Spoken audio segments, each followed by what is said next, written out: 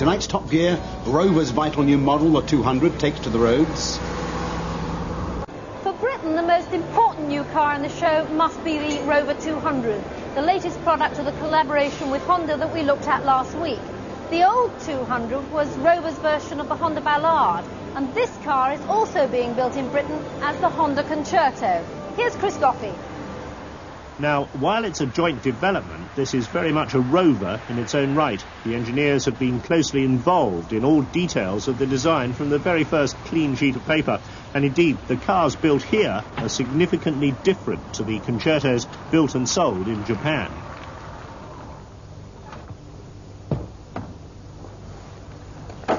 The new Rover range comprises two distinct variants, the 214 and the 216, but under the very similar skin, they're very different creatures. Under the bonnet of the 214 is the Rover Group's new K-Series engine. Now, on paper, this is a pretty exotic specification. Twin overhead camshafts, 16 valves and fuel injection, but in fact it sets new industry standards for engine design. It's actually composed of the head, block and sump, and all three elements are held together by 10 long bolts that run the entire length of the engine. That makes for a very rigid and long-lasting unit. They say that the hydraulic tappets will require no attention, and the camshaft belt should last for at least 100,000 miles before it needs renewing. The whole unit is mated to Rover's own version of a Peugeot gearbox. It develops 95 brake horsepower from its 1.4 litres, and that's enough to give it very good performance against its competitors. But under the bonnet of the 216, things are very different. This is the Honda 1.6 engine that we've already seen in the Civic. It's a 16-valve unit, develops 116 brake horsepower, and that's enough to give the car a maximum speed of 120 miles an hour. Now, because Honda engines turn in a different direction to the K-Series, they've had to pick the whole unit up, turn it right round in the engine bay, and of course the gearbox is now over on the driver's side. But it's a very reliable and well-established unit. Shouldn't give any problems at all. The real attraction of these new Rovers, though, is inside. Inside, Rover are very keen to promote the luxury limousine image in the 200 with the look-alike walnut and leather. Seats are very comfortable, based on the 800 design with height adjustment. The seat belts move up and down the pillar to suit all sizes of occupants. The obvious change at the back from the old model is that this is a hatchback series.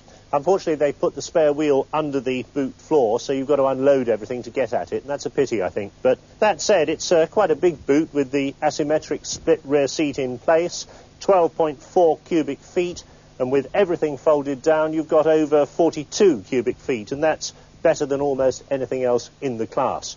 Let's see how they go on the road. Rovers say the 214 will be the volume seller of the range. There are three versions of the car, the SI, the SLI and the GSI. Prices, well, they range from $8,700 to just under $10,500. There's two option packs and a long list of extras. The K-Series engine in this 214 at first acquaintance is a little bit disappointing. It doesn't have the fire you'd expect from a twin-cam unit, but it's very smooth and very free revving.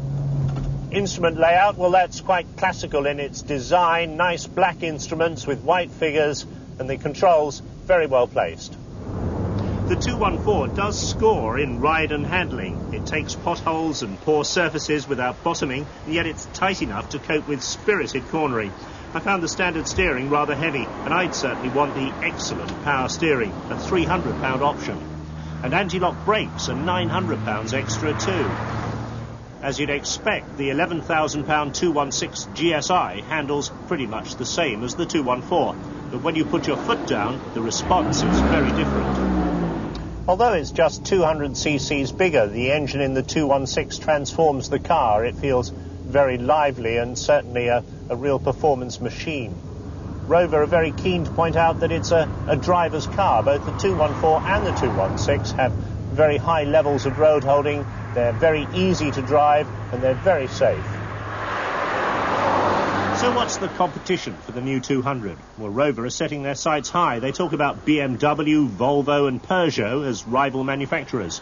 but they'll admit that their target car when they were designing the new 200 was Volkswagen's Golf and Jetta. They say they're looking for aspiring young professionals as customers, although they acknowledge there's a healthy market amongst older buyers looking to move down from big luxury cars in their retirement. But what they have to do, above all else, is get the 200 onto company car drivers' shopping lists, because they account for over a third of all sales in this market.